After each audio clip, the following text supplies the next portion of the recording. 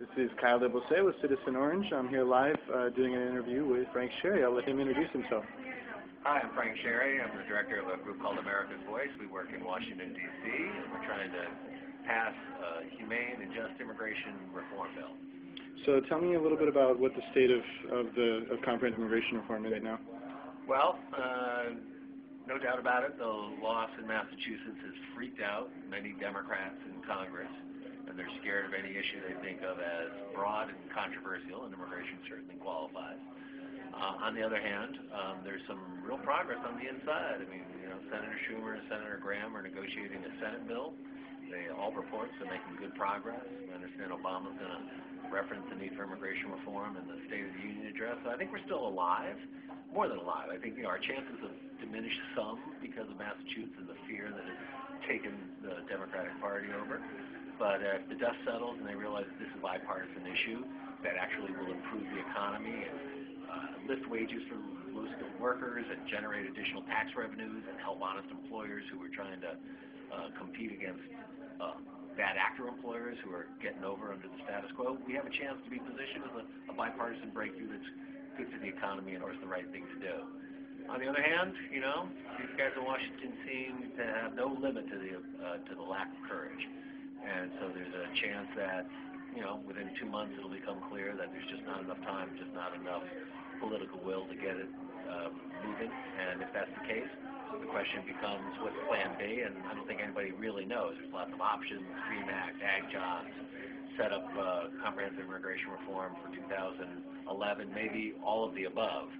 But right now, everybody's still trying to make the push to try to get 12 million people legalized on a path to citizenship. If that doesn't happen, the question becomes, what next? That'll, I'm sure, be a big Democratic discussion in a lot of places around the country. At what point do you think we'll realize when it's not going to happen or it is going to happen? I think probably we have about a 2-month window to get get moving in the Senate. I think we have overall just until like 4th of July. After that, I think it's pretty much a done deal. So I think we'll done. I think we have 2 months to fight like hell to try to get this up on the Senate floor, get the 60 votes, and move to the House.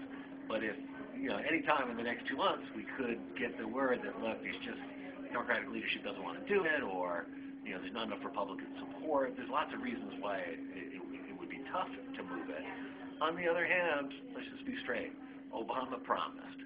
Harry Reid needs to mobilize Latino voters in Nevada to have a chance at re-election.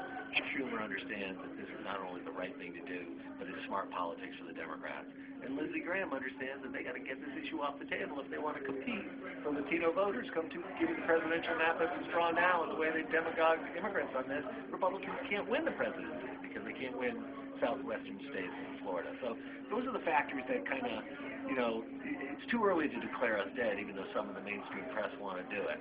But we're realistic. We got to fight like hell to try to get going in the Senate in the next 2 months. We got to have Plan B ready to make sure we move forward and stay on offense. Do you have any opinions on what Plan B should be? Honestly, I haven't thought much about it. I mean, the obvious answers are, can we get a data measure-like DREAM Act done? Obviously, tremendous support for it. The DREAM activists have done such incredible work to make it a defining moral issue. So I think that's going to, Dick Durbin and others really going to, I think, make it like that. Dianne Feinstein and the Ag Jobs Coalition trying to do something for farm workers and growers. That's a real possibility. The only problem becomes that to get those measures passed, is there a corresponding trade-off